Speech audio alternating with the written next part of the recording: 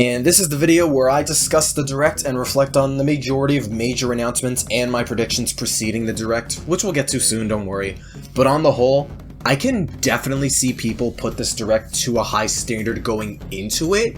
Between the facts, we didn't get a Direct during the summer, it's been half a year since the last normal Direct, and we're on the cusp on entering a new year with plenty of gaps to see first-party software, so expectations were probably too high in some areas, for some people at least. I'm going to talk about that later. You look at my predictions, you could definitely see that, but on the whole, on a personal level, I thought the Direct was alright. It was fine. Not one of my favorites, not the best, but definitely not one of my least favorites either, not the worst. There are some goods in there, a ton of third-party stuff, a ton of Square Enix in particular, and big notable things here and there for both general audiences and me personally. Probably around like a 6 out of 10. It was fine. Don't read too deep into it. I don't care that much for the whole thing in general. It was solid enough personally. It was decent. Mileage varies per gamer, of course, with these presentations. Hopefully you enjoyed it more than I did. I still had some enjoyment here and there. But yeah. So we'll get to what was announced. Not every single title I'm gonna go over here. Just a general synopsis of some stuff here and there. Give my opinion on some of it. One thing I really need to make a habit of going into these Directs though, whether partner showcased or normal, there was a lot of third-party stuff, and especially of the Square Enix variety. It Takes Two, SpongeBob and the Cosmic Shake, Front Mission First, 2 and 3 coming later, Mario plus Rabbids Sparks of Hope and Bayonetta 3 got a final push. Those are 2 predictions I got right. Atelier Ryza 3, Tales of Symphonia Remastered, Fatal Frame, Mask of the Lunar Eclipse, their typical sizzle reel stuff too. Sonic Frontiers got shown off in the Japanese Direct. Just a bunch of various third-party software from all these different companies. Remakes, remasters, new games, Rune Factory 3 special alongside a new entry coming later. There's a joke going around how people call this Direct the Farm Direct with all the farm games they showed off. Well, I counted like 3 to 4 farm games max during the Direct. Fae Farm, Story of Seasons, A Wonderful Life, Harvestella, Factorio kind of, like actual farm sims, so a part of me is lost on how this Direct feels like a farm Direct, while another part of me does feel like it probably did feel like a lot of farm games during the showcase, but I think it's also just some people meshing some of them with the JRPGs in the Direct too, despite there were plenty of non-JRPG announcements in there too. It's kind of funny, also exaggerated in some cases, it's whatever, I don't really care, but on the topic of Square Enix stuff, Octopath Traveler is getting a full-blown sequel, Octopath Traveler 2, coming out late February next year, a new Theater Rhythm game with Theater Rhythm Final Bar line, Crisis Core Final Fantasy VII Reunions coming to Switch. Square got some pretty big screen time in this Direct from a couple big announcements, and in general, it was just a lot of third-party stuff, which is always a good thing. The only time I felt like it was an L was when they announced Resident Evil Village, 7, 2, and 3 coming to Switch, but they're all basically going to be cloud versions, which, guys, if the Switch struggles to run some of these games due to hardware limitations, I can understand that. But cloud versions are always met with dread and disapproval for how poorly they run on Switch 2. Look at Kingdom Hearts on Switch. 2 of the games being remastered PlayStation 2 games. They run like dog shit on Switch. But beyond that, plenty of third-party goods, and at least one of them may wet most people's whistles in some way. Most didn't do it for me, but that doesn't necessarily equate to it being bad. On first-party announcements, I definitely say it was a solid blend in general. Fire Emblem Engage was a Fire Emblem game that was leaked and rumored a while ago. This mix of Fire Emblem gameplay, but also incorporating past lords and characters similar to Heroes, and that definitely is what's going on here. You can ally with Marth, Celica, and Sigurd, the mural at the start depicting Roy, Lyn, Ike, Corrin, Byleth, and such, the main protagonist sporting some really bizarre character design, but fits the description of that leak a while ago. It's a new Fire Emblem game coming out next January. That's definitely worth looking forward to, I feel, for probably a good chunk of people. Xenoblade Chronicles 3's DLC Wave 2 showed off a new character, Ino. She'll be coming to the game a month from now. That's neat. And another prediction I got right. Did not play Splatoon 3, so I did not know it didn't start its first Splatfest, but they basically reaffirmed, yeah, the game's getting free updates and post-content. I don't think anyone's shocked at all from that. Nintendo Switch Online still getting more Nintendo 64 games with Pilot Wing 64 and Mario Parties 1 and 2 coming this year. And for next year, Mario Party 3, Pokemon Stadium 1 and 2, 1080 Snowboarding, and GoldenEye 007. That one being a pleasant surprise. But it's also funny given NSO's reputation and stigmas against it, because mainly with GoldenEye, I feel like this was unironically, one of the highlights for most people, which might be saying something if you're one of those, if this applies to you, but you also thought the Direct was anywhere from okay to fine to anything lower. A slow burn, but it is them trying to add more value to the online service. Personal highlight for obvious reasons, Mario Strikers Battle League's update is near. 'Twas another right prediction, and they revealed a Planetoid Stadium theme, so Galaxy-esque, and revealing Diddy Kong, and for the first time in Strikers, Pauline coming to the game. That's very exciting. Diddy Kong's a popular character and obvious pick for the game, but Pauline, she is the obvious star for the next update. The more they keep putting Pauline in more Mario games and spin-offs, the happier the world and Mario fans become, including me. Pauline is also our first legitimately new character for Mario Strikers Battle League. This is her debut in the series. She looks cool. I'm looking forward to this update more than Daisy and Shy Guy, but even then I can understand people who feel these two should have also been in the base game just like Daisy and Shy Guy. Still, I'll take what I can get, and I think it's still exciting. Something I said wasn't going to appear at all though, Mario Kart 8 Deluxe's Wave 3 DLC. They teased 2 tracks and revealed it'll drop during the holiday, and of the tracks they teased were Merry Mountain for Mario Kart Tour and Peach Gardens for Mario Kart DS. After I saw Wave 2's tracks, I was super confident Merry Mountain was going to be in Wave 3, and between that and the holiday release window, I'm very happy about that. I was not anticipating Peach Gardens. Another thing was the DLC for the game got data mined and leaked not too long ago, so I'm considering re-predicting the tracks for the DLC, but I'm gonna have to get on that fast, so expect a Mario Kart video in the next couple days or so. But Merry Mountain and Peach Gardens look good. I also completely forgot Switch Sports exists. I'm not even kidding, like, I forgot that game, it came out like a season ago, and they were gonna release Golf this fall. But here they say, nah, we kind of have to push that back. We gotta push the Golf update back for more development time for the holiday.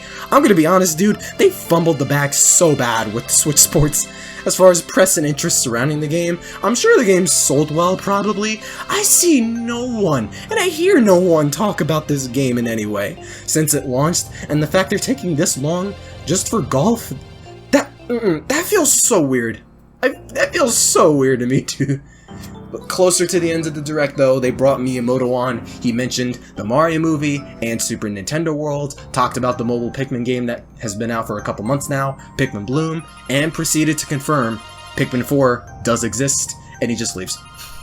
Dude, the same guy who walked into a Direct to give us the castings for the Mario movie in the last September Direct, completely out of nowhere, comes back on Mario's 37th, a year since we got any update on the movie barring the delay.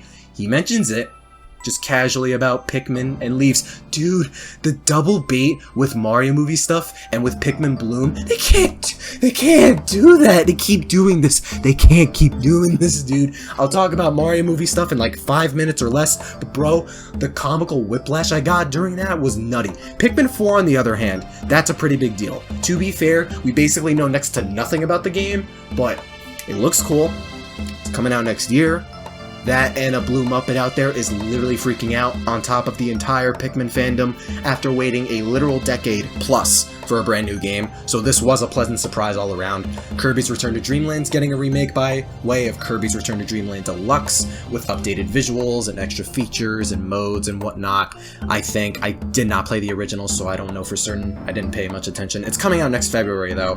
I do know a ton of Kirby fans love Return to Dreamland, and this coming out over a decade from the original, on top of being introduced to a larger install base than it did on the Wii, is also neat. I appreciate the consistency of sticking to Forgotten Land's DDD design too, and this is also for Kirby's 35th anniversary, which is pleasant. There's a lot of Kirby going around right now. This is like probably the absolute best time to be a Kirby fan, between Forgotten Land, newest, most ambitious Kirby game, Dream Buffet Course, whatever it's called, that game that came out a couple weeks ago, and now Return to Dreamland Remake coming early next year. And the big closer, the one we were all hoping for, The Legend of Zelda, Tears of the Kingdom. Breath of the Wild 2 finally got a title, publicly known, and as far as the trailer itself, it was pretty minimal. not a lot shown off, nothing too grand gameplay-wise, but the game is also coming out May 12th, 2023. We have a release date 8 months from now. The next big Zelda to sink 300 hours into will be out towards the middle of next year. That's certainly bound to be a big spring for Nintendo fans. I'm looking forward to it. I'm still curious for the rest of the world in Tears of the Kingdom, the story and such. I can imagine we'll get more details either in a Winter Direct early next year or a Zelda-focused Direct like a month before the game comes out. But yeah, that's the Direct in a nutshell, and even if most of it didn't resonate with me by a huge margin, I still gotta give it props because this Direct not only just threw a lot in their period, but it also gave us a considerable amount to look forward to as far as the first half of next year.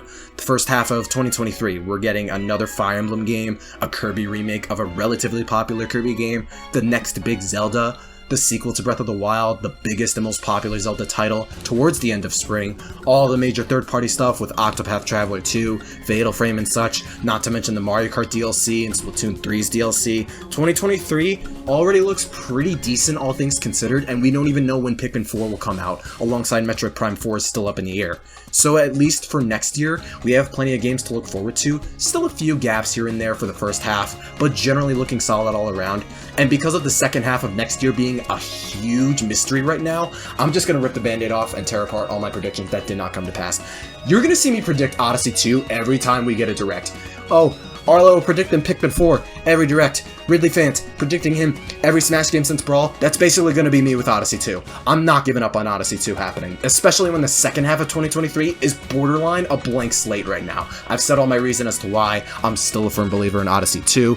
It will exist in the future. I got the Mario Strikers update right, Breath of the Wild 2 trailer, date, title drop, no Three Hopes DLC or a Fire Emblem remake, but a Fire Emblem thing at all with Engage, Xenoblade 3 DLC, small Bayonetta 3 push, small Mario plus Rabbids push, the fact third-party stuff was in there at all. I was kind of right with Splatoon 3 not giving a huge DLC update just yet. They mainly tease Splatfest and free updates existing, and those are the ones I got right. AKA the literal safest, coldest cookie cutter predictions anyone could have made. On the wrong side, I said no Mario Kart DLC, we didn't get the whole Wave 3, but we did get a tease. No Odyssey 2, I'm not shocked, but I'm not giving up either. No big new platformer, no new 2D Mario, no new DK. We're bound to get either case at some point in the future. At some point. It's hard to gauge exactly, but it's not that surprising either. I do feel more bad for DK fans with each passing Direct than Mario/2D Mario fans, to be honest, but yeah. No Twilight Princess or Wind Waker HD ports, but I was like half and half on that, and since we have a release date on Tears of the Kingdom now, I'm fairly positive they're not going to put those on Switch. I feel like that ship has sailed between that and Skyward Sword and how that's packaged and whatnot, on top of how long they've been rumored yet not come to pass. Metroid Prime 1 remake though, that didn't take place, but I don't doubt that could still be a thing in the works for next year or when Prime 4 comes up again. I said Prime 4 was possible too, but I was leaning more for 4 to be brought up again next year. Lo and behold, no Metroid anything here, so I was right in that regard. So here's hoping more Prime 4 stuff gets shown in 2023. We got a new remake in Kirby and Return to Dreamland. No Kid Icarus Uprising HD. I don't know where or how, but I am not losing hope for that. I feel like at some point with the remake discussion and rumors floating about, and how many partners Nintendo could do for said remake, whether Grezzo, Bandai Namco, or some other studio, I have a little bit of hope for that. So I'm not really giving up on that. It's weird, but it's not surprising that it didn't happen either. Same for ARMS 2. That was another one I was iffy on. I also have more faith that may exist down the line, but I also said maybe towards more next year it could happen, and I still think more towards that, so not a huge loss there either. We got a Fire Emblem thing with Engage, but to be very honest, the only legitimate thing, like the only legitimate prediction I was genuinely shocked I got wrong, and was all, how did they not say anything about this Mario movie stuff? They dropped our first information findings on the movie in a Direct. It's been basically an entire year since they dropped the casting for the Mario film. Today is Mario's 37th anniversary. Miyamoto flat out was brought onto the presentation, mainly for Pikmin, I get that. But he flat out mentions the Mario movie exactly like last year, and the film is just a little over half a year away from releasing, and we don't even know what it looks like yet. And the way that, oh my god, the way that, the way they set it up too, this comedic whiplash, like, here's a special guest Miyamoto! Hi, I am Mario's creator. Say, did you know we announced the Mario movie last year and it exists? Well, I released this Pikmin mobile game that came out a few months ago. Pikmin 4 is a thing. Bye. Why? Why? How? How and why do they transition like that? Like, what? What? Pikmin fans raved, while every other Nintendo/Mario fan expecting the Mario movie, they went through insane tonal whiplash there. God, that transition was such a debate. Doubled when it was Pikmin Bloom of all games they just talked about immediately after that. God, man literally said Mario movie. Man literally came on to hype up the Mario movie and said Pikmin 4 exists and he just leaves, dude. Holy crap. Pikmin 4 is cool and hype. That's good, don't get me wrong. But I firmly believe expecting Mario movie anything here was not an unrealistic expectation for everything I just described. A set expectation not passing, that doesn't inherently make it an expectation set too high or unrealistic by default. Like, Odyssey 2, Kid Icarus HD especially, sure. I can agree to lengths, those were high expectations for the Direct. But with everything else I listed off about the Mario movie itself, and when legit practically damn near everyone expected it for the same reason, I don't think so, nor is the Direct not meeting the other predictions I got wrong. Why this Direct was like alright for me, or if someone else thinks this Direct was like 3 out of 10, bad, dog shit, whatever. Like, if a presentation or any specific thing, not even just Directs, aren't that good or average, fine, or bad or whatever, that's not always from set expectations or high/unrealistic expectations. Going into all those partner showcases way back in 2020, speaking for myself at the very least, I had literally no expectations going into any of those, and basically all of them were bad or mediocre to me. What unrealistic or high expectations were set if none were literally made at all, right? Same for something like in 2018 where it was a lot of Smash being present expectations, or last June with the partner showcase then. I only expected one thing and got the one thing, Mario plus Rabbids, but Nier Automata, Pac-Man, Persona, Sonic Frontiers, and the other announcements there made me enjoy and be entertained throughout the presentation a lot more than I thought. If people love or dislike Directs or anything, expectations can literally factor to 0 degree just as much as being a part of it. But it's also what they do show off on their own, the experience and entertainment factor throughout the presentation, that factors into why people like rate them so highly or lowly, and why people will come out saying it's good or it's bad. Mainly why it's bad for some people. Whenever I see someone express disapproval of a Direct mainly, someone will be like, oh, you set your expectations too high, like, when that's not always the case. That, and I feel like the same people that say that, it's like, say we're back in 2018 where Smash Ultimate's about to come out in like a couple months. Direct comes out, but there wasn't a trailer for a new Smash character. I feel like those same people would literally say, oh, you had your expectations too high. Like, they don't literally reveal a new Smash character every Direct.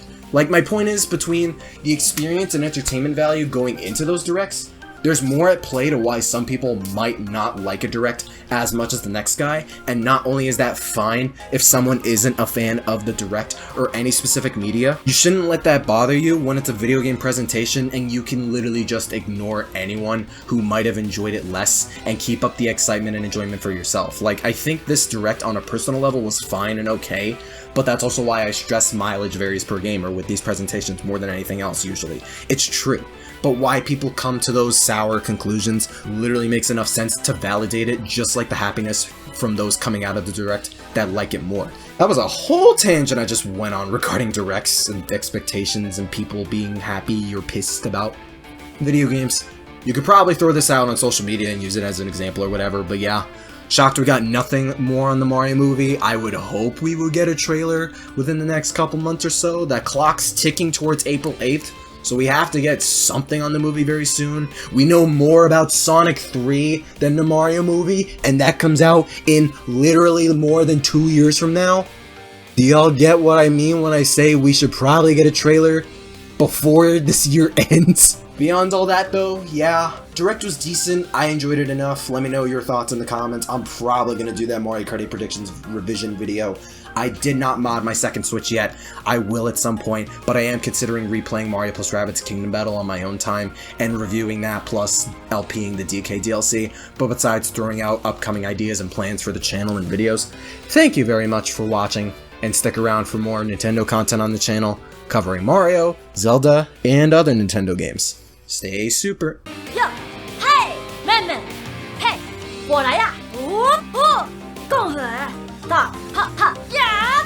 拉面，嘿，来面，来个面，共和再见呀！哈哈，拉面，叫小便，谢谢。